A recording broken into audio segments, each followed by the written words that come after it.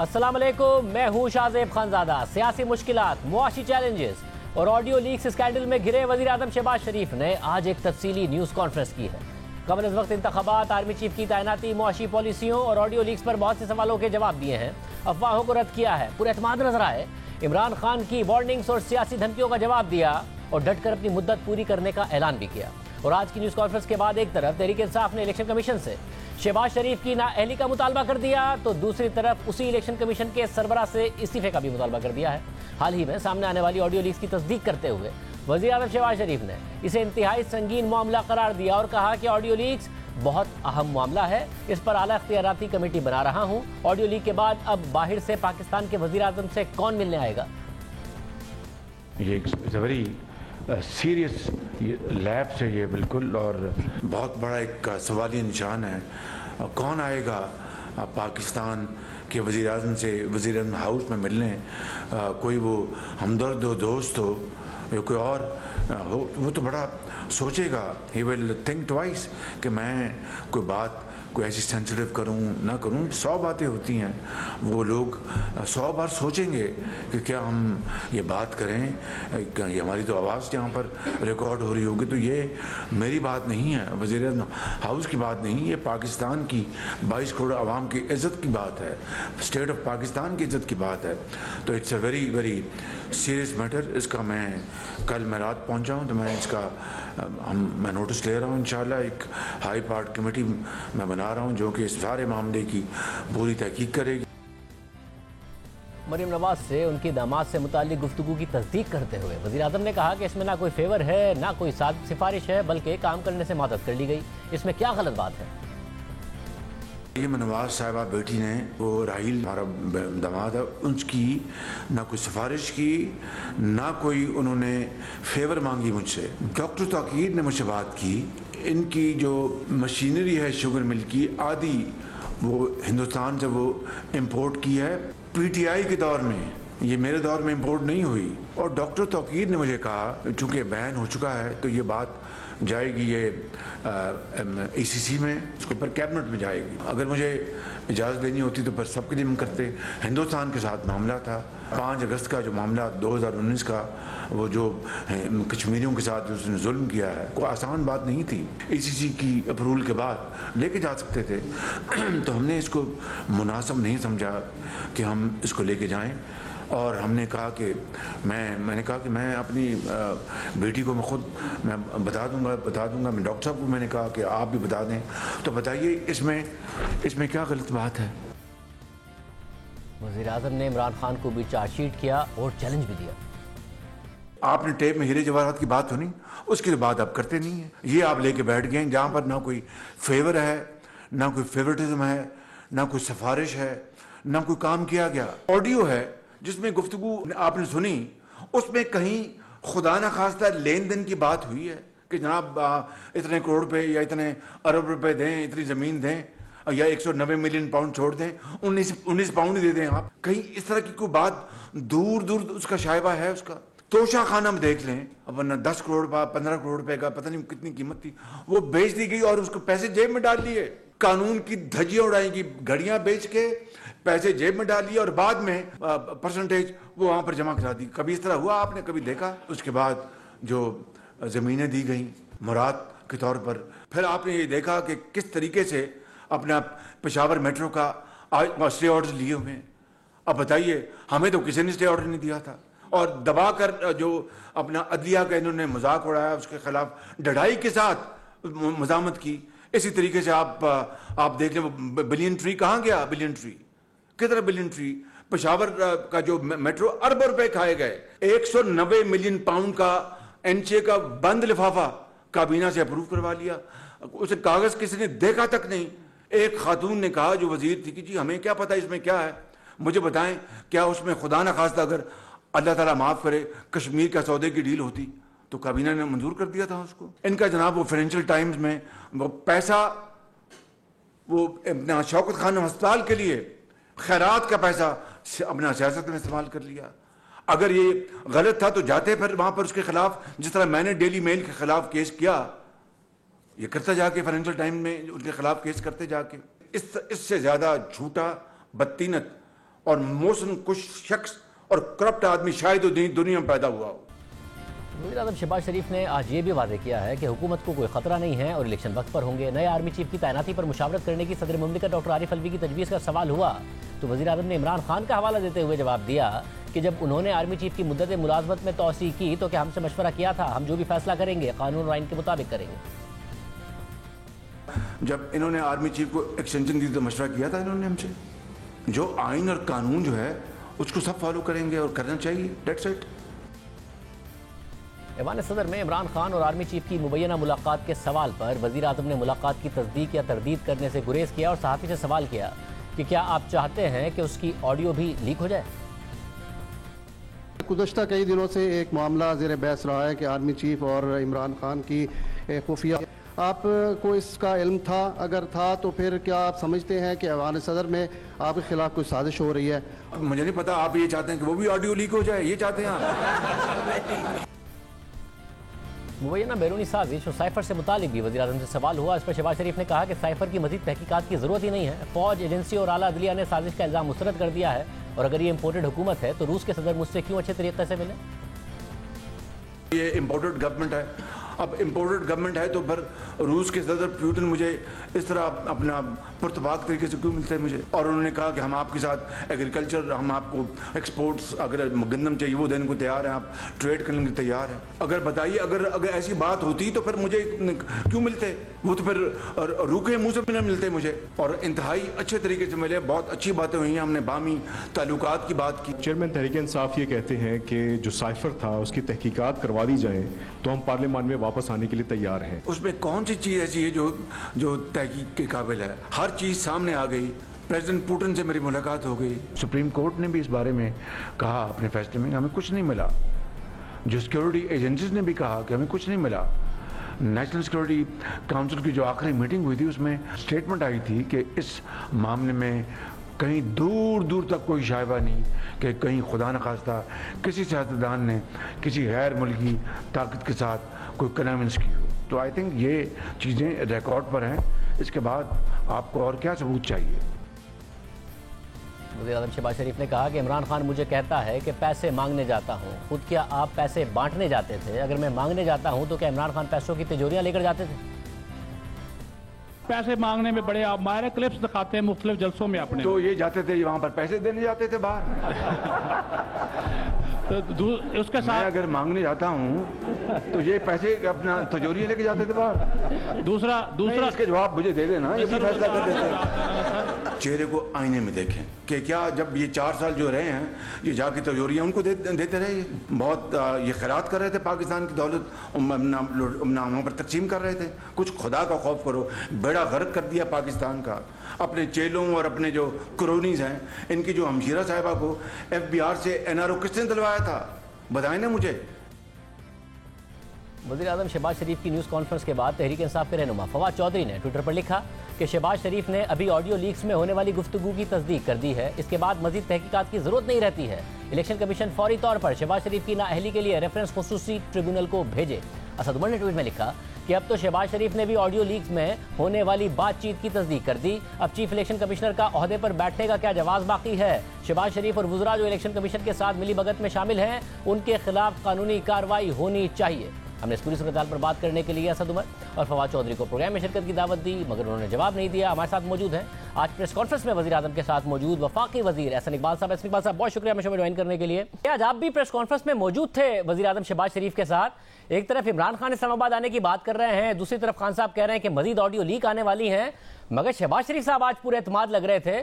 یہ بیرونی جو دورہ کر کے آئے ہیں اس سے اعتماد آ گیا ہے، یا اسحاق ڈار صاحب ملک واپس آ گئے اور یہ خود ساتھ لائے ہیں اس سے اعتماد آ گیا ہے، یا پھر صرف اعتماد آیا نہیں ہے، اعتماد کا مظاہرہ کر کے دکھا رہے تھے؟ نہیں، میں سمجھتا ہوں کہ پچھلے چند دنوں کے اندر جو شہباز شریف صاحب نے چند ایک انگیجمنٹس کی ہیں، مثال کے طور پہ سب سے پہلے وہ سمرقند گئے اور وہاں پر پوری SCO کی لیڈرشپ ماسوائے بھارت کے، جس میں روس کے صدر، چین کے سربراہ، ان سے بہت ہی اچھی گفتگو ہوئی، اور پھر جنرل اسمبلی جاتے ہوئے جب وہ برطانیہ میں ملکہ برطانیہ کی آخری رسومات میں شریک ہوئے تو وہاں پر کنگ چارلز سے لے کر دنیا بھر کے جو رہنما آئے ہوئے تھے ان کے ساتھ بھی ان کی بات چیت ہوئی اور بہت کامیاب ملاقاتیں ہوئیں. اور پھر جنرل اسمبلی میں تو پاکستان کو شہباز شریف صاحب نے جو موقف پیش کیا اور اس کے علاوہ بھی UN سیکرٹری جنرل نے جو دورہ کر کے گئے تھے اس کی روشنی میں جو انہوں نے خود بھی خطاب کیا، پاکستان کو غیر ملکی ممالک سے اور سربراہان سے جو غیر معمولی ایک پذیرائی ملی ہے، خاص طور پہ جو سیلاب کی تباہ کاری ہے اس حوالے سے، یقیناً اس نے ان کو کافی اعتماد دیا ہوگا، چونکہ پوری دنیا پاکستان کی پشت پہ نظر آئی اور سب نے پاکستان کے لیے بہت اچھے خیر سگالی کے اور ہمدردانہ جذبات کا مظاہرہ کیا اور سب نے یقین دلایا کہ وہ پاکستان کے ساتھ کھڑا ہونا چاہتے ہیں اس مشکل صورتحال میں. لیکن میں یہ کہنا چاہتا ہوں کہ دیکھیے پوری دنیا تو پاکستان کے ساتھ ہمدردی کر رہی ہے.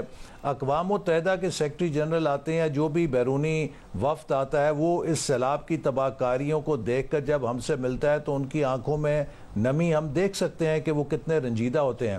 لیکن ہمارے ملک کے اندر جو ایک شخص ہے عمران نیازی صاحب، ان کے سینے میں پتہ نہیں کس پتھر کا دل ہے کہ 3 کروڑ سے زیادہ ان کے ہم وطن وہ سیلاب کے ہاتھوں تباہ ہو گئے ہیں، وہ بے آسرا ہیں، وہ بے سہارا ہیں، جبکہ پوری قوم کو مل کر ان کی آباد کاری کے لیے کام کرنا چاہیے. دنیا ہم سے یکجہتی کر رہی ہے، ہمارا ایک اپنا بندہ قوم کو مستقل تقسیم کر رہا ہے، انتشار پیدا کر رہا ہے، قوم کے اندر مخالفت پیدا کر رہا ہے، قوم کے لیے جو جذبہ باہر پیدا ہو رہا ہے اس کو روک رہا ہے. یعنی کہ PTI بیرونی ممالک کے اندر یہ کیمپین چلا رہی ہے کہ آپ پاکستان کی اور اس حکومت کی مدد نہ کریں. اس سے پہلے یہ IMF کے معاہدے کو سیبوٹاج کرنے میں لگے ہوئے تھے، پاکستان کو IMF کا معاہدہ نہ ملے. میں نہیں سمجھتا، مجھے سمجھ نہیں آ رہی کہ ان حالات میں یہ کس کا ایجنڈا پورا کر رہے ہیں. مگر مجھے بتائیے کہ ایسری بات صاحب، یہ جو آڈیو لیک کا معاملہ ہے کیونکہ ابھی مزید آنی ہے، آج آ تو گئے شہباز شریف صاحب، مگر اگر مزید آڈیو لیک آتی ہیں اس میں آپ لوگوں کو نہیں ہے پرواہ؟ کیونکہ ظاہر ایک آڈیو میں تو آپ بھی ہیں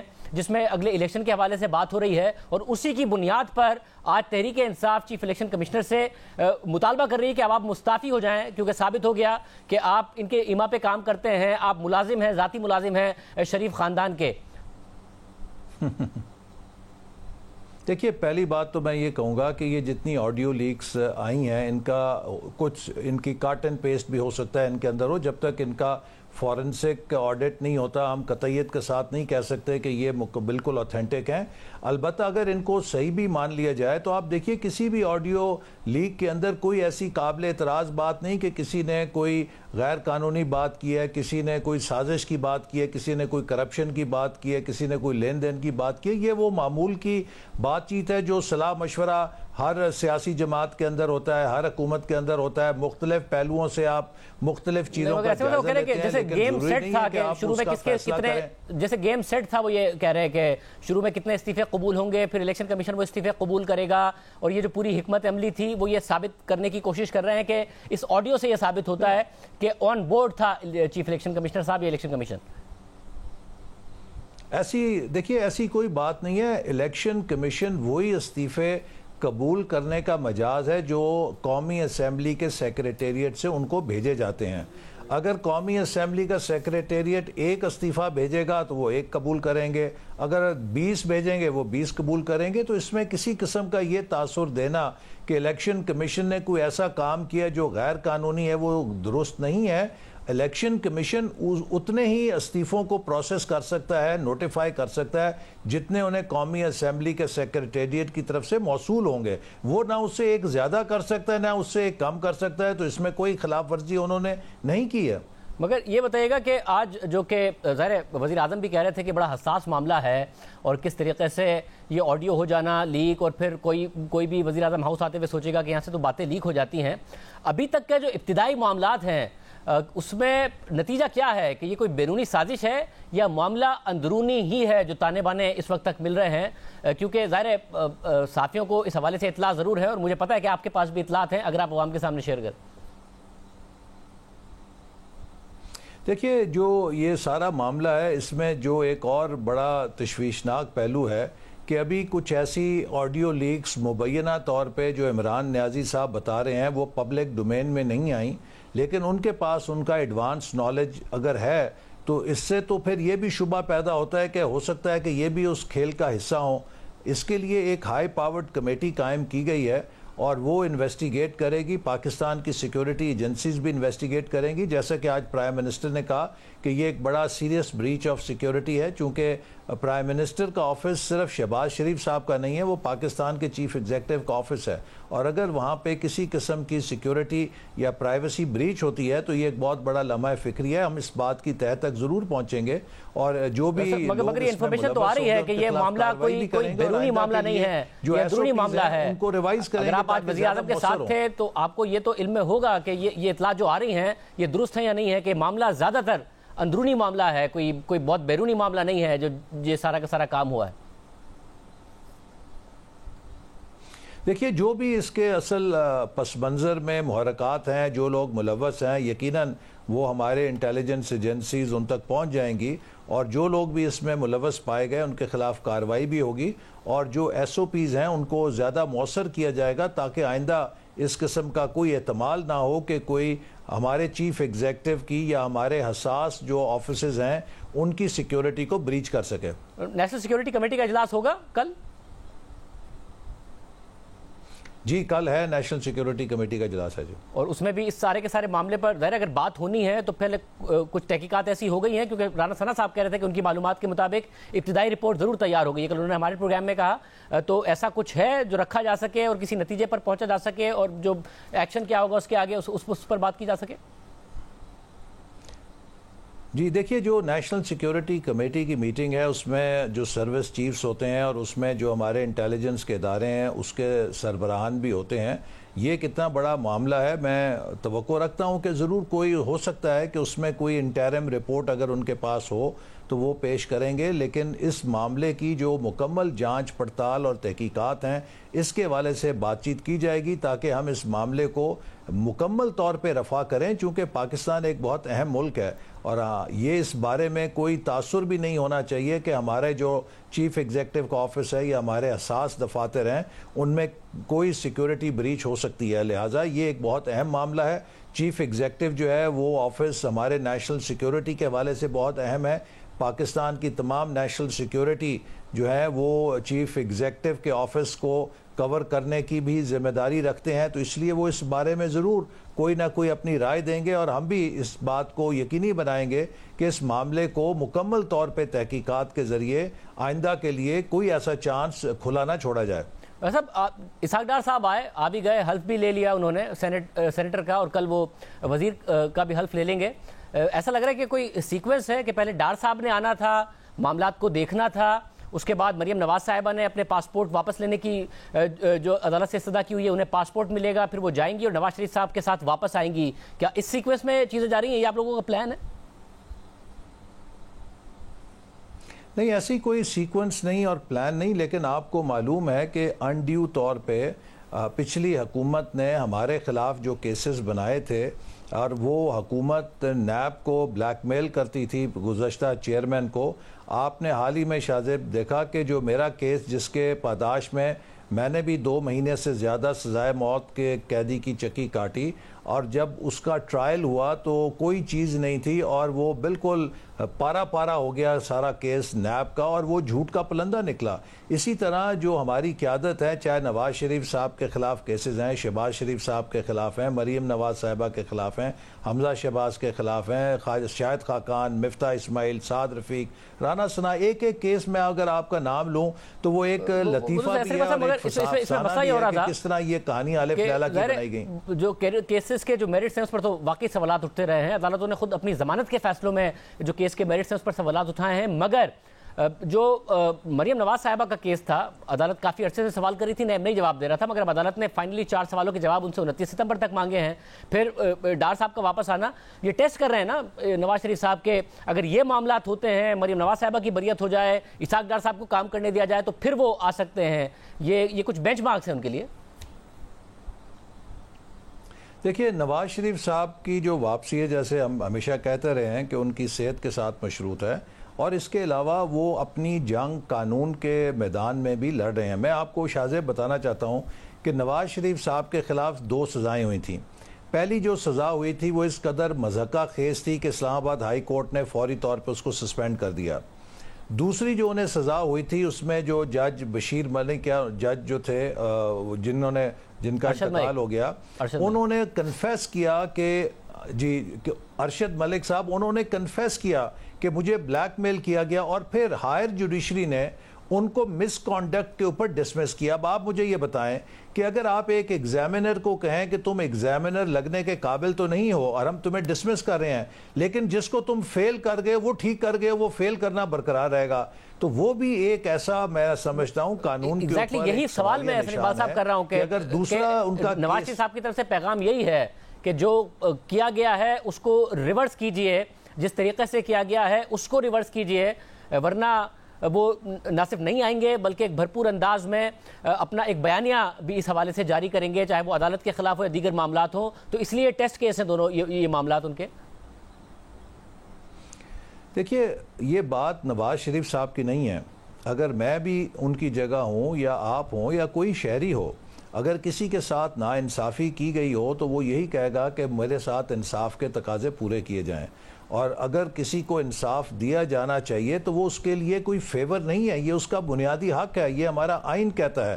اور یہ بات اب دیکھیے روز روشن کی طرح واضح ہو چکی ہے کہ نواز شریف صاحب کے خلاف اور مسلم لیگ نون کے خلاف جو ایک کردار کشی پچھلے کئی عرصے سے عمران نیازی صاحب کرتے رہے، وہ ایک جھوٹ کا پلندہ تھی، وہ الف لیلہ کی کہانی تھی۔ 4 سال سیاہ سفید کے یہ مالک رہے ہیں، ایک پیسے کی کرپشن نہیں ثابت کر سکے۔ میں ان کو ہر دفعہ ٹی وی پہ آ کے کہتا تھا، پریس کانفرنس میں کہتا تھا، شہزاد اکبر، عمران نیازی، اپنی ساری ایجنسیاں بلا لو، ہم نے 3200 ارب کی 5 سالوں میں ڈیولپمنٹ کی تھی، تم 32 پیسے ثابت کرو کہ ہم نے اس میں مس اپروپریٹ کیے ہیں۔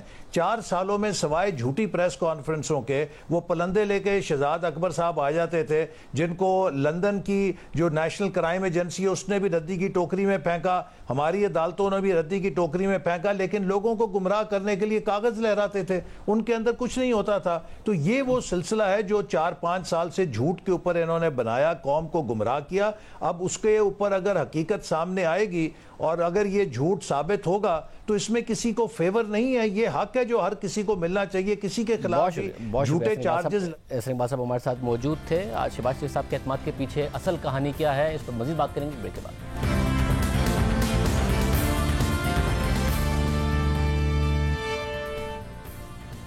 شہباز شریف کے پر اعتماد دکھنے کے پیچھے آخر کہانی کیا ہے، کیا معاملات ہو رہے ہیں؟ اسلام آباد سے ہمارے ساتھ طلعت حسین صاحب موجود ہیں، لاہور سے مجیب الرحمان شامی صاحب موجود ہیں، آپ دونوں کا بہت شکریہ۔ طلعت حسین صاحب، یہ کیا ہو کیا رہا ہے اسلام آباد میں کہ نئی آڈیو لیک آنے کی اور زیادہ پیش گوئیاں ہو رہی ہیں کہ پتہ نہیں مزید کیا کچھ آئے گا، عمران خان کے سڑکوں پر آنے کی باتیں اپنی جگہ پر ہیں، اور شہباز شریف صاحب بڑے پورے اعتماد نظر آ رہے تھے، کہاں سے اعتماد ڈرائیو کر رہے ہیں، کیا کہانی ہے؟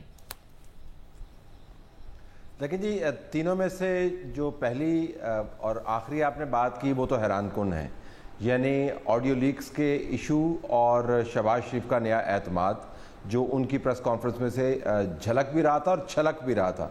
جو عمران خان کے سڑکوں پر آنے کی بات ہے وہ پرانا قصہ ہو چکا ہے، جب وہ آئیں گے تو تب دیکھیں گے۔ اب آڈیو لیکس کے اوپر وزیر اعظم نے یہ کہا کہ بہت ہی سنجیدہ بریچ ہے، آپ بہتر سمجھتے ہیں، ویورز بھی بہتر سمجھتے ہیں کہ یہ کسی بھی ملک کے لیے بہت بڑی شرمندگی کا باعث ہے کہ اس کی ٹاپ لیڈرشپ کی آڈیوز جو ہیں، جس کے بارے میں بتایا جا رہا ہے جس طریقے سے اس اکاؤنٹ سے دوبارہ ٹویٹس ہوئے ہیں، سینئر فوجی افسران کے ساتھ بھی بات چیت موجود ہے، وہ اس طریقے سے لیک ہوں، تو میرے خیال میں ایک سنجیدہ سیکیورٹی کا معاملہ ہے اور اس کو انتہائی سنجیدگی کے ساتھ ہی ٹیکل کرنا چاہیے۔ شہباز شریف صاحب کا جو اعتماد ہے میرے خیال میں اس کا تعلق ایک تو اس مجبوری سے ہے کہ اعتماد کا اظہار نہ کرنے کے علاوہ ان کے پاس کوئی چارہ نہیں ہے۔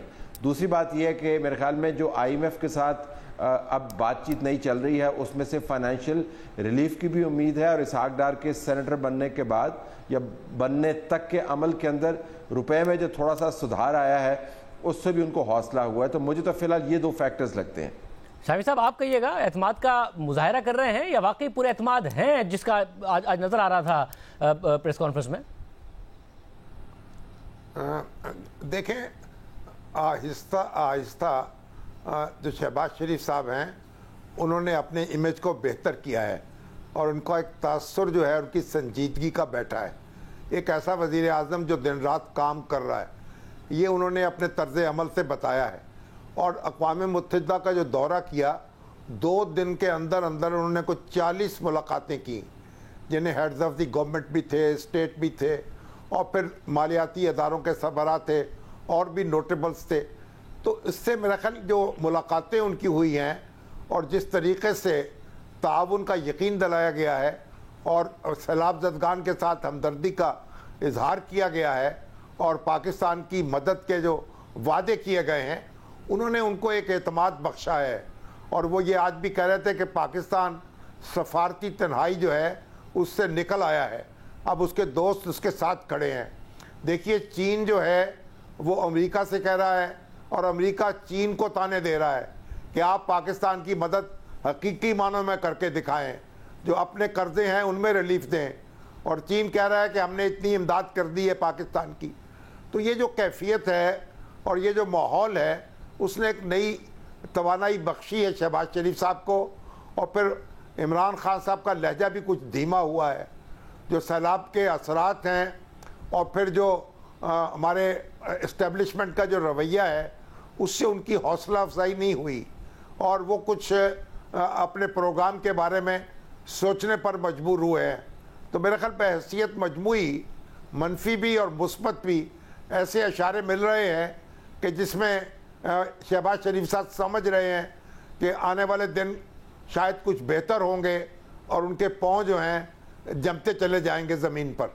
तलत साहब, दरमियान में तलत साहब ये हुआ कि ज़ाहिर खान साहब ने न्यूट्रल्स पर तनकीद छोड़ दी और एक शोशा छोड़ दिया उन्होंने कि जी तोसी होनी चाहिए। फिर हमें जावेद लतीफ़ साहब ये कहते नजर आए कि न्यूट्रल्स हैं तो वो न्यूट्रल्स साबित भी कर रहे हैं, ये अंपायर की उंगली का इशारा कर रहे हैं। मगर इमरान खान साहब ने फिर अचानक तनकीद दोबारा शुरू कर दी। वो तो कॉलेज में जाके बच्चों से जो न्यूट्रल्स के हवाले से उन्होंने बुलवा दिया, फिर मजीद बातें। ये एक डेढ़ हफ्ते में सूरत हाल इसलिए बदली है कि सारे ही कयास राइयाँ कर रहे थे और किसी को समझ में नहीं आ रहा था, इसलिए जावेद लतीफ़ साहब ने भी बोल दिया, या कुछ मामला बनते बनते बिगड़ गए खान साहब के? देखिए, जावेद लतीफ़ साहब जो हैं वो बैड कॉप हैं नून लीग की तरफ से। यानी ये नहीं है कि वो कोई बुरा काम करते हैं, लेकिन वो ऐसी बातें करते हैं जो नून लीग के अंदर हो रही होती हैं लेकिन सामने नहीं आती। इसहाक डार की वापसी के बाद मेरे ख्याल में जावेद लतीफ़ की तरफ से जो बयानिया बनाया जाता था वो आपको धीमा पड़ता हुआ नज़र आएगा।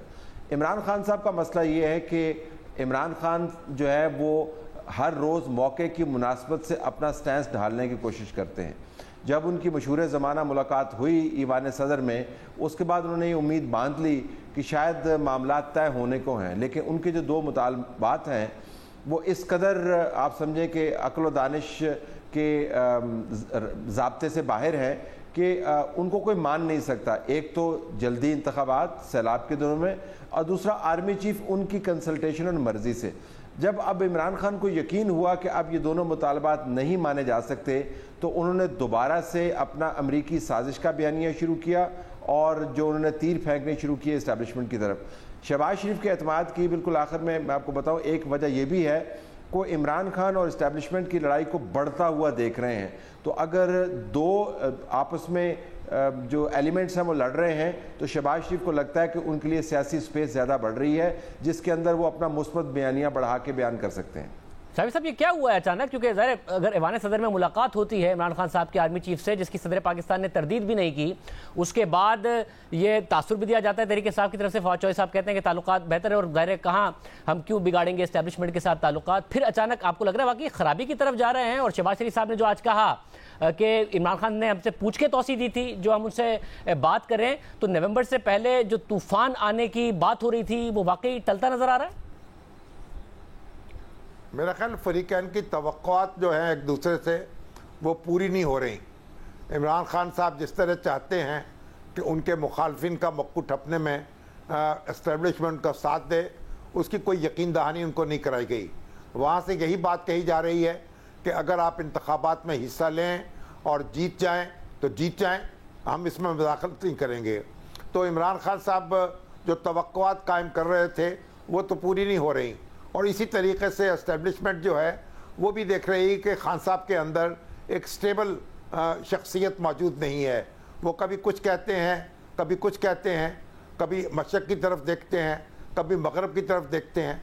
अभी आपने देखी है कि उन्होंने एक मशावरती कमेटी बनाई है जिसमें पुराने उनके जो रफ़क़ा हैं उनको शामिल किया है। हामिद खान को उनका सरबरा बना दिया है और ये एक मैसेज दिया है कि गोया वो अब ان کی صحبت جو ہے پہلے سے بہتر ہو جائے گی. لیکن اس کے باوجود جو ان کا بیانیہ ہے اس کے بارے میں کچھ کہا نہیں جا سکتا کہ وہ کب کیا کہیں گے اور کب کیا کر گزریں گے. تو میرا خیال ان کا جو اعتماد ہے وہ مجروح ہوا ہے اور اسے بحال کرنے میں بہت دقت پیش آئے گی اور بہت وقت لگے گا, اور شاید اس کے باوجود بھی اس طرح بحال نہ ہو پائے جس طرح ان کی خواہش ہے. تو طلعت صاحب پھر یہ اسحاق ڈار صاحب کا واپس آنا, مریم نواز صاحبہ کا پاسپورٹ کے لیے اپلائی کرنا, ان کے کیس کا بھی لگ رہا ہے کہ منطقی انجام تک جا رہا ہے, جو 4 سوال کے جواب مانگے ہیں عدالت نے وہ آج تک تو نیب نے نہیں دیے ہیں, دیکھتے ہیں 29 کو کیا کرتی ہے, کہ نواز شریف کی واپسی کی طرف ہی معاملہ جا رہا ہے. جی بالکل, کلمینیشن پوائنٹ یہی ہوگا نواز شریف کی واپسی کا. جو بڑے بڑے اعتراضات تھے اسٹیبلشمنٹ کی طرف سے مریم نواز کے اوپر, اسحاق ڈار کے اوپر, آپ بخوبی واقف ہیں اعتراضات کس قسم کے تھے. اس زمانے میں جب صفحہ 1 ہوتا تھا اور یکجان 2 کالم ہوتے تھے, وہ آپ کو ہٹتے ہوئے نظر آ رہے ہیں. جو معاشی مجبوری ہے وہ اس قسم کی ہے کہ آپ پرانے معاملات کو اپنی ایگو کی پالیٹکس کا یا پالیسی کا حصہ نہیں بنا سکتے.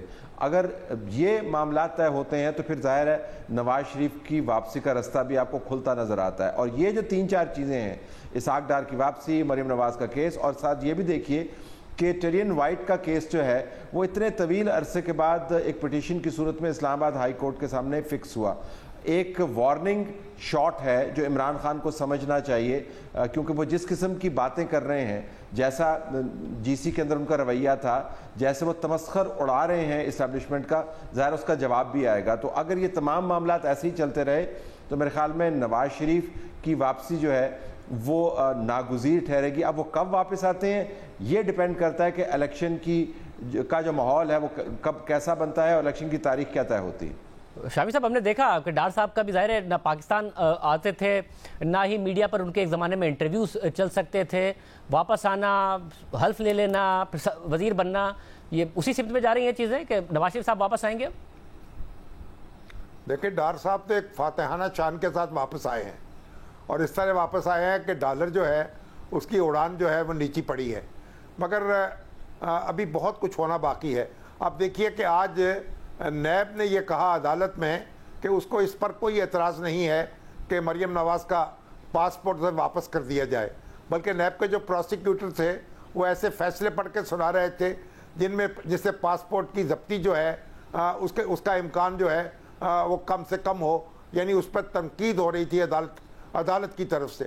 تو اسی طریقے سے میرا خیال نواز شریف صاحب جو ہیں ان کو بھی واپس آنا ہوگا, کیونکہ واپس آئیں گے تو تبھی خان صاحب جو ہیں ان کو ایک اچھا حریف میسر آئے گا. اور خان صاحب کے میرا خیال تھوڑا سا انہیں بھی وسعت ظرفی کا مظاہرہ کرنا چاہیے, اور جس طرح پہلے نواز شریف صاحب کو آؤٹ کیا گیا تھا اور ان کو میدان سے نکالا گیا تھا, اب اگر وہ میدان میں آ جائیں تو سپورٹس مین اسپرٹ کا مظاہرہ کرتے ہوئے خان صاحب وہ میچ کھیلیں تو یہ ان کے اپنے حق میں بھی بہتر ہوگا اور پاکستان کی سیاست کے حق میں بھی بہتر ہوگا. بہت شکریہ شمی صاحب صاحب کی رائے آپ نے سنی. عمران خان صاحب نے آج ایک اور دعویٰ کیا ہے, مگر کیا وہ بھی حقائق کے بالکل خلاف ہے؟ آپ کے سامنے حقائق رکھیں گے اس کے بعد.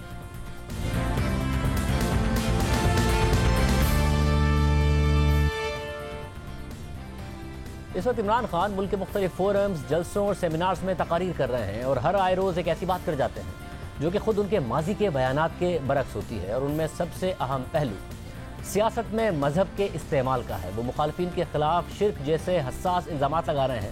جو مخالفین کو ووٹ دیں ان کے خلاف خود ساختہ مذہبی تشریح کر کے اسے حق و باطل اور جہاد کی جنگ بنا رہے ہیں, اور فوج سے کہتے ہیں کہ اگر نیوٹرل رہو گے تو آخرت میں اللہ کو جواب دینا ہوگا. عمران خان بار بار ریاست مدینہ کی بات کرتے ہیں اور پھر کہتے ہیں کہ یہ بات تو میں نے 2018 کے انتخابات جیت کر حکومت میں آنے کے بعد کہنا شروع کی تاکہ لوگ یہ نہ کہیں کہ ووٹ مانگنے کے لیے مذہب کا استعمال کر رہا ہوں. آج علماء کانفرنس سے خطاب کرتے ہوئے بھی عمران خان نے کہا کہ جب میں وزیر اعظم بنا تب میں شروع ہوا کہ یہاں ریاست مدینہ کے اصولوں پر پاکستان کو کھڑا کرنا ہے. یہ اس لیے کیا تاکہ کوئی یہ نہ سمجھے کہ میں یہ ووٹ مانگنے کے لیے کر رہا ہوں اور لوگ میری نیت پر شک کریں.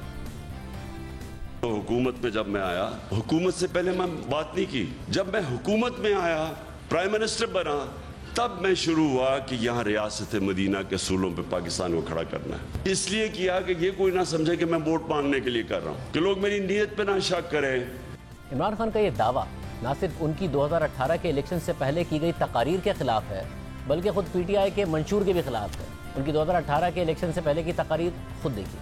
मदीना की रियासत हमारे नबी सल्लल्लाहु अलैहि वसल्लम ने दुनिया की तारीख की पहली फलाई रियासत बनाई थी।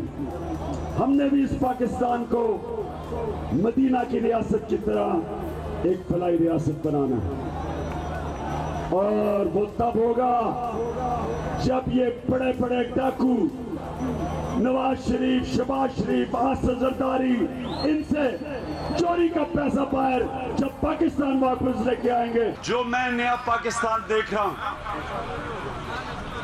वो पाकिस्तान होगा जो इसको बनना था, इस्लामी फलाई रियासत। वो हुक्मरान अपने लिए एक कानून, अवाम के लिए दूसरा कानून। वो जो बड़े बड़े मेट्रो के ऊपर अरबों रुपया खर्च करते हैं क्योंकि उसमें पैसा बनता है, जो स्कूलों पे नहीं पैसा खर्च करते, अस्पतालों में भी नहीं करते। जो भी इस्लामी फलाई रियासत बनाना चाहता है तो उसका जो मॉडल होता है वो मदीना की रियासत है। मदीना की रियासत इसलिए मॉडल है कि वो दुनिया की तारीख की पहली फलाई रियासत बनी थी।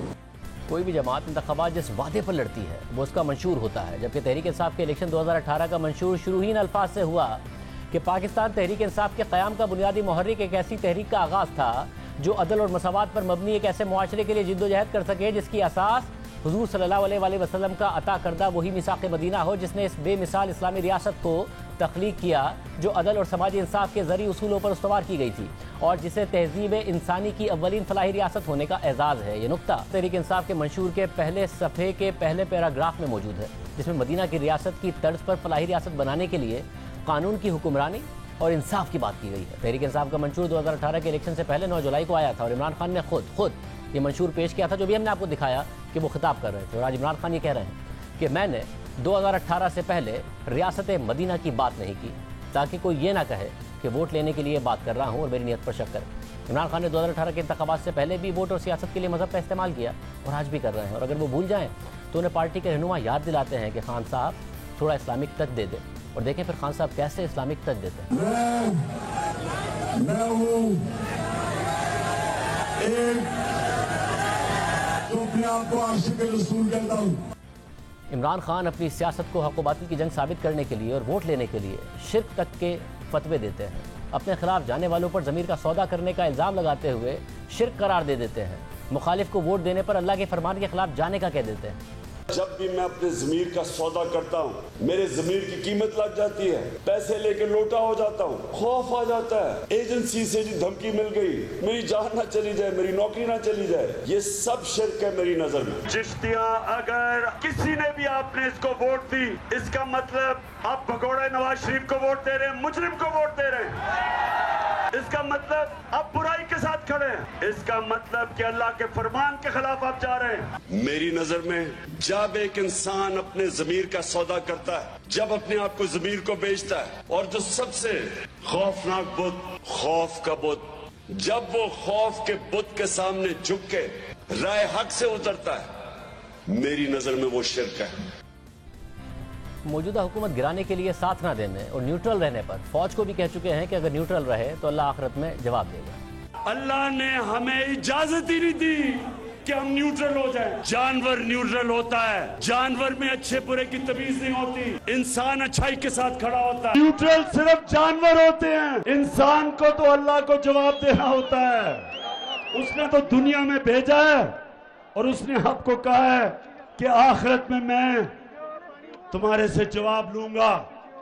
खान साहब सियासत के लिए खुदा और उसके रसूल का नाम लेते हुए खुदा का खौफ करें और मज़हब को अपने सियासी फ़ायदे के लिए इस तरह नफरत फैलाने के हथियार के तौर पर इस्तेमाल ना करें। अपनी तजादात और यूटर्न से भरी सियासत को हक़ व बातिल की जंग ना बनाएं कि MQM आपके साथ है तो हक़ पर है, खिलाफ है तो खुदा न ख्वास्ता मुशरिक हो गई या फिर हक़ पर नहीं है। परवेज़ इलाही आपके साथ है तो हक़ पर है, वरना डाकू है और खुदा न ख्वास्ता मुशरिक है या हक़ पर नहीं है। चौधरी परवेज़ इलाही हक़ पर है, मगर चौधरी शुजात हुसैन खुदा न ख्वास्ता मुशरिक हैं या हक़ पर नहीं है, क्योंकि वो आपके साथ नहीं है। हालांकि आपकी हुकूमत छोड़ने से पहले जब आप उन्हें अपने साथ रखना चाहते थे तो चौधरी शुजात हुसैन बकौल आपके एक बासलाहियत सियासतदान थे और पूरे ख़ानदान पर आपका एतमाद था। चौधरी साहब, मैं समझता हूँ पाकिस्तान के वो पॉलिटिशियन शायद ही किसी के पास वो स्किल्स हो पॉलिटिक्स के जो चौधरी शुजात के पास है। हमारा इस वक्त आपके ऊपर, आपकी फैमिली के ऊपर पूरा इत्मीनान है। اجازت دیجیے، اللہ حافظ۔